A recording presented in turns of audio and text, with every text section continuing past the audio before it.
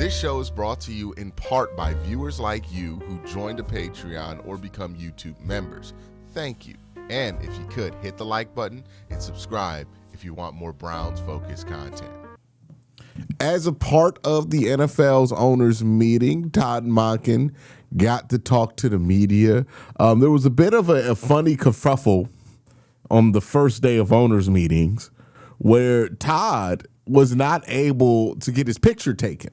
If you don't know, at the owners meeting, they, much like when you're in school, they sit all the coaches down and they have a picture of the coaches going into that league year. And they do the same with a bunch of different personnel there.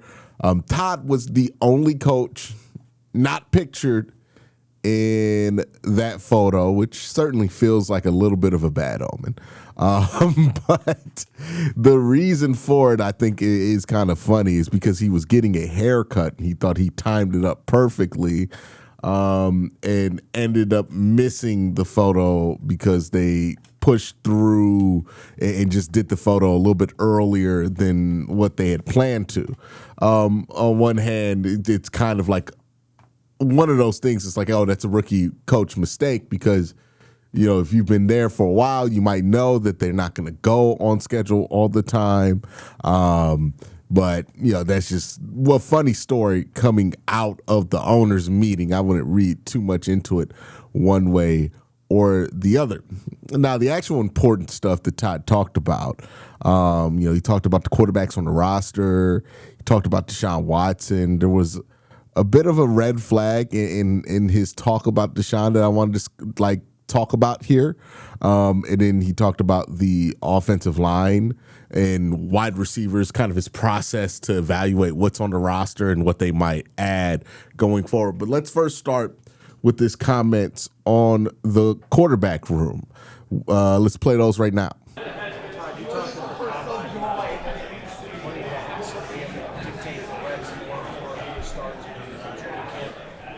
Getting to that point, how do you sort of plan on dispersing reps for the quarterback throughout the spring and then through the summer before you get to training? Well, I wouldn't say they're going to be evenly dispersed, but we'll definitely disperse them to give ourselves a chance to at least evaluate who we have on the roster, whoever that might be, as we go through the offseason.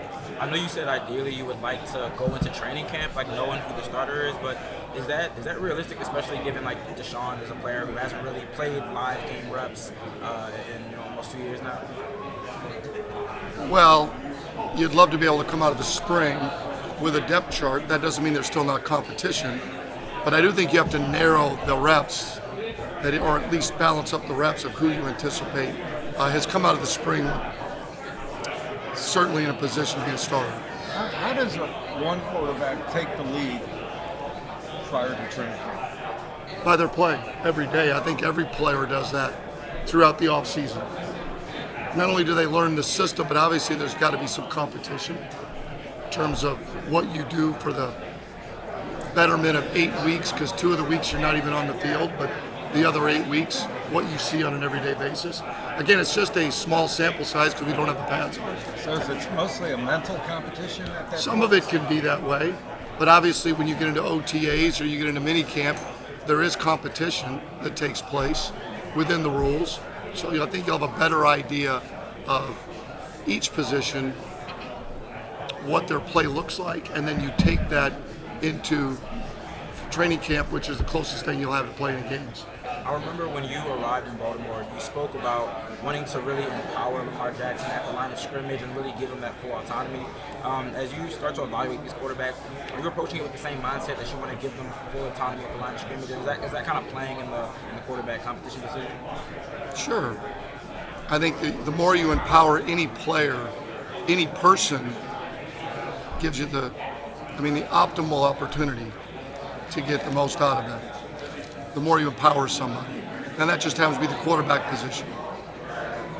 What's been your first impressions of Shador, and how do you evaluate him in the quarterback competition?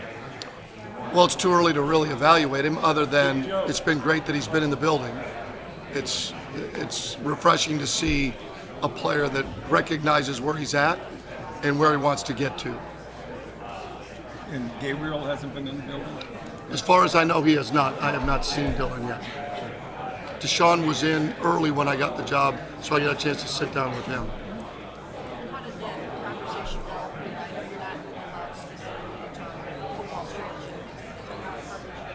Conversation with Deshaun. Went great. No, he seemed excited and ready to go. Again, time will tell. In that first time when you get them and you can do football stuff, how do you divide the reps for the quarterbacks? Will they be divided evenly? Does Shador? I don't anticipate him being divided evenly. Even at the very beginning. I don't see it that way. Todd, you said that the reps aren't going to be divided evenly, so I assume like somebody's going to get more reps without, looking at Deshaun's prior film or knowing how they're fit in your offense. How do you decide who is kind of QB1 tentatively to start off some workouts? By basically what we've seen in the past and where the year ended last year. So does that mean Shador gets the bulk of the reps to start? I'm not ready to say that yet. I just said the reps can't be divided up evenly. There's no chance it can be divided up evenly. At least on a daily basis. So it really feels like the Browns are in a bit of a wait and see pattern. It seems like I would have to assume, especially after something that like we're going to talk about Todd Monken saying in just a couple of minutes, which blew my mind in a pretty negative way. If what I think is true, then like, okay, Shador getting the bulk of the snaps and then maybe like cycling it out. And I think it'll rotate, right? Sometimes it'll be Shador at the one, sometimes it'll be Deshaun at the one, sometimes it'll be Dylan at the one. It's a fine way to structure it out. I didn't really care about the practice rep count last year. I'm not going to give a damn this year. I knew it wasn't going to be divided evenly three ways because that's just never how that happens. I know people had that expectation that the Browns were going to divide the reps evenly four ways last year. And I'll give Todd Monken credit here. He's being smart about like just setting those expectations early. Like, hey, we're not going to set up this in a way to where you're going to get evenly distributed quarterback reps because that's just not how it works. Instead of Kevin just kind of being secretive about it all. So at least now people have the expectation that that's not going to be how it is. And maybe even if Shador isn't the recipient of the bulk of the reps, then, people won't freak out as much. But given what he says later on, and again, we're going to cover that, and what he hasn't really said much about Dylan Gabriel, I would have to assume that it's going to be Shador that gets the bulk of these reps. And we'll see what Shador does with that opportunity. If Shador can just eliminate some of those big errors out of his game, which is like his lack of situational awareness, and just get better at the basics when it comes to his quarterback play, then I think with his ability to make plays downfield and throw the ball downfield, there might be something there, but the work has to be done, and you got to win the opportunities that you're given. And it seems like he's going to be given the opportunity, especially right now where the Browns haven't really brought anybody in who I think should be serious competition for him. But let's bring the attention to this quote from Todd Monken. I want to see if you guys catch what's going to piss me off about this. Let me know what your guess is in the comments section, but let's play it. In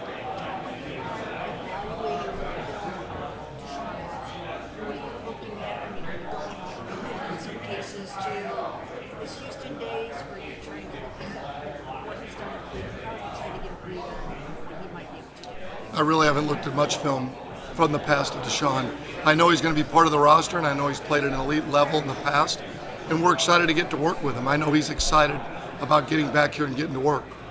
Now, look, I'm going to be critical of Todd Monken here, and I want to point out that I've been pretty happy so far with what we've heard Todd Monken say in the press, and pretty positive tone on him overall. But did he just say that he hasn't watched a lot of film on one of the guys that he has been hinting at is in contention to start for the quarterback job? Is that what he just said?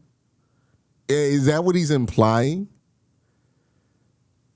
That's not good, right? Like either Deshaun Watson, either I'm right and Deshaun Watson is not a factor, and all of this stuff that they're doing publicly with Deshaun is just bullshit, which is a possibility, right? Or Deshaun is a factor to start, and Monken hasn't done any research on what Deshaun Watson has really been since he came to Cleveland, which is massively concerning. Either way, you should watch those fucking games by now. Like, I'm sorry. There's really no excuse for it. You got hired like 2 months ago. You should. There's not that many Deshaun Watson starts to watch. You know what I mean? Now, to his credit, and shout out to Daniel Foyce, who went out and asked the follow-up questions. Great job by him as a reporter. Here's the answer to that follow-up about him saying that he hasn't watched. One of the quarterbacks he's been saying could start for the team. He hasn't watched any of the tape. Or not any, but a chunk of it. Todd, when you say that, you said that you really haven't looked at prior Deshaun film. Why wouldn't you look at prior games that he's played, even in Cleveland, and in the same way that you watched Shador? I just haven't drilled down into that. Have I watched a little bit of it? Of course that is, but there's also some aspects of it. Okay, so I would say this: we have crossover tape. Have I seen Deshaun Watson play before? Of course. I saw him play against us when I was in Baltimore. Did we play the Cowboys 2 years ago after Cleveland opened up the season with Dallas? Yes. Is that a great film to watch Deshaun Watson on? Absolutely not. I mean, that was not a fun tape to watch. To try and look at that film and say, that's Deshaun Watson's unfair. So I think you want a little bit, because I don't know the system they changed to. I'm making a point here. When Ken Dorsey came in and what they were running, I don't know that. I don't know what they were asking him to do. Or the year before when the Browns came over and beat the Ravens there. I don't know that. I just know what I've seen over the years. I've seen a really good football player. And we're hoping to be able to tap into that. I know he's excited, and we're excited to work with him, like we are with Dylan, like we are with Shador. I think that follow-up answer is even more concerning, because he basically says he's only really watched of Watson what he watched when he was preparing for teams in Baltimore. Like that and Houston stuff. Like, I don't know how this is going to land to people. Maybe I'm going to come off as overreacting. I don't know. But I find that massively concerning. Again, you're touting this guy out here in the media like he could start for the team. Now, again, maybe all that stuff that they're doing is complete bullshit.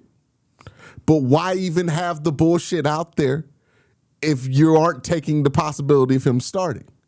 So, like, that doesn't make very much sense. Why are we pumping up Deshaun Watson if he's not going to play? Right? And we know he's not going to play.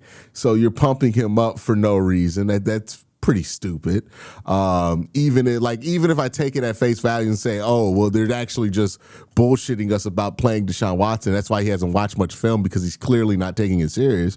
Okay, maybe that's true, but that's kind of stupid. Why are we even bothering by pumping up the show? We could just ignore him, right? Like, we don't have to say anything about him.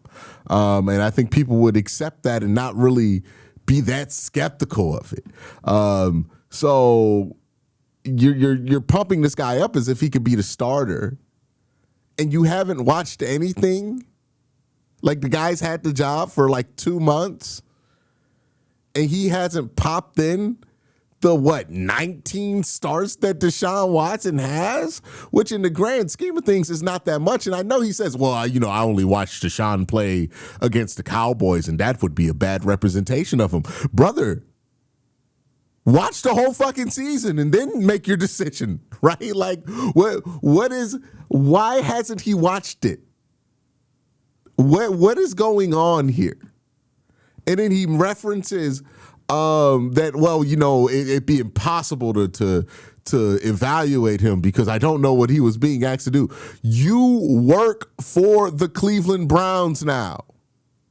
which means you have access to the people who worked for the Cleveland Browns. You have access to all of that information. Still the same quality control coaches who would know that kind of information. There is ability to have access to this information. Why haven't you accessed it? Like, what? I mean, this is basic due diligence, in my opinion. Like, the only way that answer that he hasn't watched any tape on a guy that he's been pumping up to be a starting quarterback is an acceptable answer is if they aren't taking the possibility of Deshaun Watson starting seriously. That's the only way that's an acceptable answer. But if that's where you're at, why have we been doing this whole thing with Deshaun Watson in the media over the last couple of months? Because it's not just Deshaun Watson's people like it was last year, right? Like, this is Jimmy Haslam hyping him up. Todd Monken has went out of his way to say, oh, well, he's so talented. Even in that interview, he's talking about he's so talented. How does he know? He hasn't watched Deshaun Watson play. Like, really think about this. I've watched more Deshaun Watson all 22 in Cleveland of what he's done in Cleveland than Todd Monken.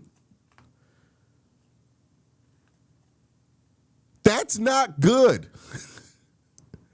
That's a giant red flag. Hey, what's going on here? What's going on here? I need a better reason for why that's the case. Well, how is it that you're not, like, the quarterback position is important? I expect you to be thorough about everything that you've watched with and up to date with everything that you've watched with Shedeur in all 7 games that Shedeur played, his preseason games. The same with Deshaun. The same with Dylan Gabriel. It's not that many games in the grand scheme of things, right? Like, I'm not asking you to go over 5 years of starts of a player. Like, with Deshaun, we're really talking about 3 years of starts. Not even 3 years of starts. Like, if you look up the total games, like 1 season. And then with Shedeur and Dylan Gabriel combined, it's less than 1. How have you not watched this? How have you not had eyes on this? He's supposed to be in control of the offense. That's not just a bad answer. That's an unacceptable answer the more I think about it. Like, it just pisses me off. Like, what are we talking about? It's one thing if this team fails because we don't have great quarterback play because we're not talented. But if we fail and are incompetent at quarterback because we didn't bother to do the work, unfucking believable. You know what I mean? I'm not expecting this team to be great. I'm not expecting this team to be quarterbacked well. But if he has an epiphany 5 weeks into the season that Deshaun Watson's not good anymore, when there's been 19 games of tape that'll tell you that, unfucking believable. Hey, sometimes you got to laugh because it's ridiculous. But, right, I know it's early to have this conversation. I know it's early to be this upset about something that's said in the press conference. And I know that people want to be positive right now about what the Cleveland Browns are doing. And trust me, I want to be positive too. But that answer, man, I can't be positive about that. That stopped me. I don't know about anybody else. But that answer right there, that's concerning. Especially for me, I want to be process focused. It feels like bad process right there. You haven't watched somebody you said you're considering to start? How is that possible? But you keep referencing how good this guy used to be. You haven't watched how he used to be. Well, what are we doing here? And, like, again, this is the same answers that he's given about the quarterback room that he got when he got the job months ago. What has he been doing in the meantime?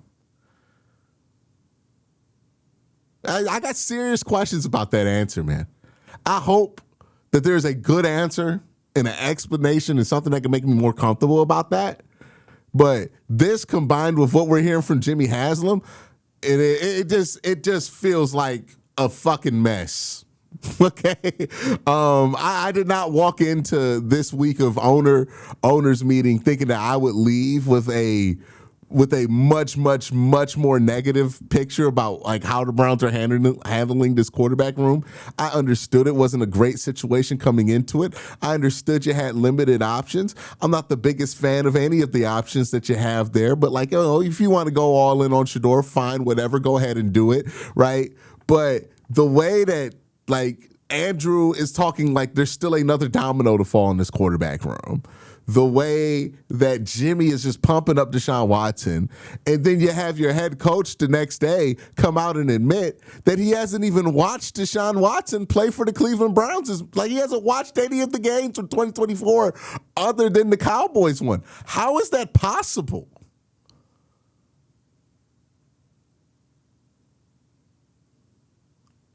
I don't know, man. I want to be positive and optimistic about this team, and about every other position on it, I am. But nothing I'm hearing about quarterback makes me feel like good vibes. Okay? Nothing about this sounds like we got our shit together. Does it sound like they got their shit together to you? Does this sound like a team at this position that has their shit together? They sound like they got their shit together at offensive line. They sound like they got their shit together at other positions. Defensively, they seem like they have their shit together. Quarterback, every answer we get from every level of the organization makes me feel like they don't have their shit together. I don't come out here to just be positive about the Cleveland Browns or to be negative. I come out here to be honest about the Browns, and this weekend has done a lot to make me think negatively about their approach to this quarterback room. Because I understand it's not going to be good, but I at least want there to be some thought behind it. It looks like they haven't put any thought behind it. This looks bad right now. I mean, the room was already bad, and it was probably going to be bad. But now, like, the idea of, like, we're going to develop somebody that we trade for, I don't know, man. It don't seem like they know what the fuck they're doing right now. Like, I don't think it doesn't look like they know what they're doing. I mean, basic due diligence isn't being done. This is ridiculous. I don't understand it. I'm sure the comment section will have some excuses for Todd when it comes to those answers, but man, I just can't buy it. Let's hear what Todd had to say about the offensive line and wide receiver. Let's leave. Todd, given like the different stops you've had in college and the NFL, what's maybe like your philosophy on building out the wide receiver rooms in terms of skill sets and what you're looking for in that room? Well, I mean, it's real simple. Big, fast, physical, ball skills, run after catch. I mean, of course, that's what everybody's looking for. But I do think, like any position, you're looking for a player that, what is their elite trait? How can you continue to develop and round out the rest of their game? And how does it fit into what you want to do offensively? Todd, when you look at this, specifically this tackle group, as you sort of peruse it, do you see a relative lack of guys that are true left tackles in it comparative to maybe some others? Because it seems like a lot of the top guys are right tackles who they're talking about flipping to the other side. Do you believe that to be the case? Haven't drilled down that far into position specific. We've looked at all of the players, have a pretty good idea of where we have them stacked. Andrew will have to speak more on that. But I think there's excellent depth in the O-line room. And in some ways, left tackle and right tackle, sure, it's important, the left tackle with a right-handed quarterback, but I know this, when TJ Watt lines up on the right side, you'd feel a lot better if you had a really good right tackle. I mean, when we were playing Miles and he jumps over there, we weren't going to jump Ronnie Stanley over there, so you really need two tackles. Certainly the left side is critical. Where do you envision Elton Jenkins ending up on your line? Is he like a chess Haven't piece? gotten there yet. Certainly we'd love for him to play guard, but he does give us the flexibility to play him at center, depending on how the draft and our roster shakes out as we get closer to the season. But I love his flexibility. Going back to the rookie class, tackles especially, there's always kind of varying opinions on how difficult it is for a guy who's maybe a right tackle primarily to be a right tackle. Where do you sort of stand on that versus the challenges that came from that? I would just say it's our job to make any player feel comfortable wherever we put them. Certainly a player is going to feel more comfortable where they played the majority of their snaps, either at the collegiate level or the NFL level, but certainly it's our job to, I mean, I just read the other day that Sewell's going to be moved to left tackle. Well, if you're a great player, you ought to be able to play left or right tackle, right? Don't restrict yourself to what I can and can't do. I would never want to say that about a coach or a player. All right, so he's talking about the offensive line, how he looks about it. It is interesting, again, him and Andrew Berry do seem like they're on the same page about right tackle, left tackle, right? The same thing we heard from Andrew Berry, same thing we heard from Todd Monken.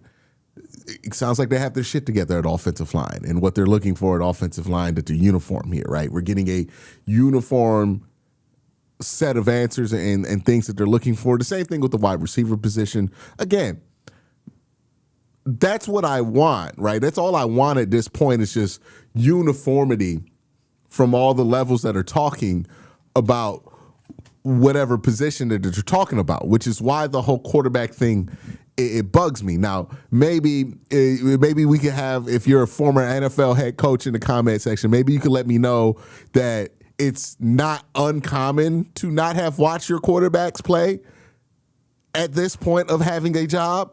Maybe there's some kind of timeline stuff with all the All-Star games that make that more acceptable. I find it hard to believe, with my knowledge of an NFL schedule, that that's an acceptable place to be at.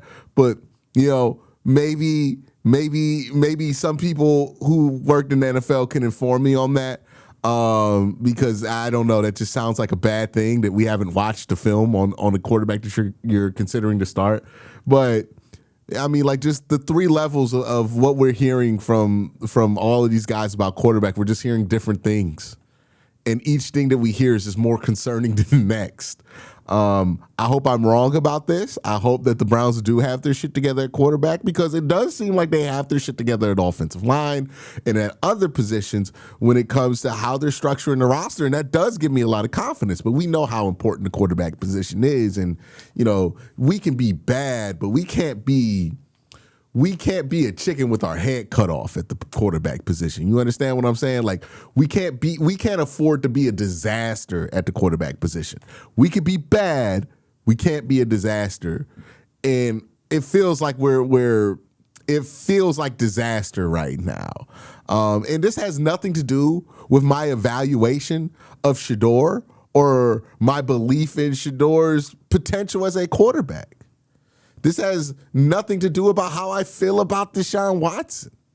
When you have a coach out here saying that he hasn't done what I would assume is basic due diligence at the quarterback position, I mean, that's just not prepared.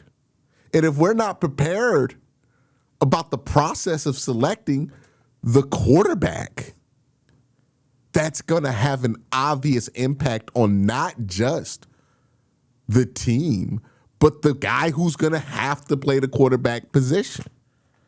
Like, if we're not well thought out about quarterback, no matter who's playing and how talented they are, that's going to be an extra thing that they have to overcome, and that's more likely to result in bad quarterback play.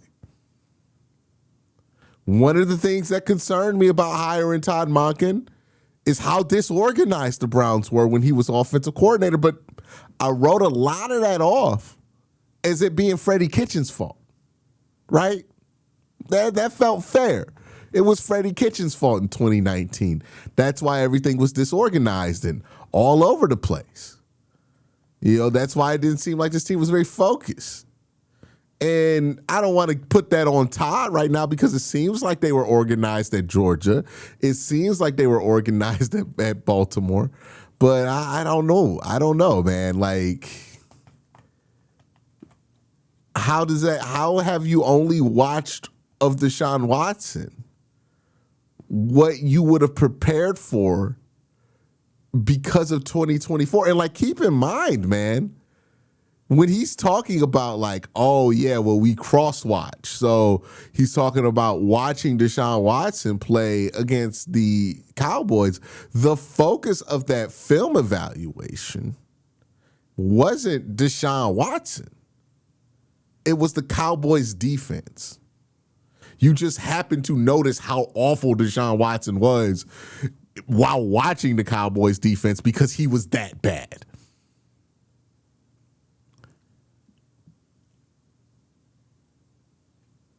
He's also saying that he's going to split up the reps. And this is a huge part, right? People have been talking about this. He's also talking about how he's going to split up the reps and he's not going to split them up evenly. I think that's fine. I didn't complain last year when the reps weren't split up evenly. I don't care if they're split up evenly this year, whether it's Shador getting the bulk of the reps or whoever it is that they want to give the bulk of the reps to. But how are they making that decision if they haven't watched film on all four of these guys? I need people to understand the reason I'm upset here. It's April 1st. April 6th, the Browns will, because they hired a new head coach, will be able to begin their offseason workout program. Like, the Browns are going to be back in the building in 5 days. And he hasn't watched the film on Watson. And he's going to make his decision on who's starting or who's getting the bulk of the reps based on what he's watched on film. He hasn't watched film on one of the people in this competition. Does this feel organized to you? Because it doesn't feel organized to me. That answer right there, again, I applaud him for being transparent about that, but good God.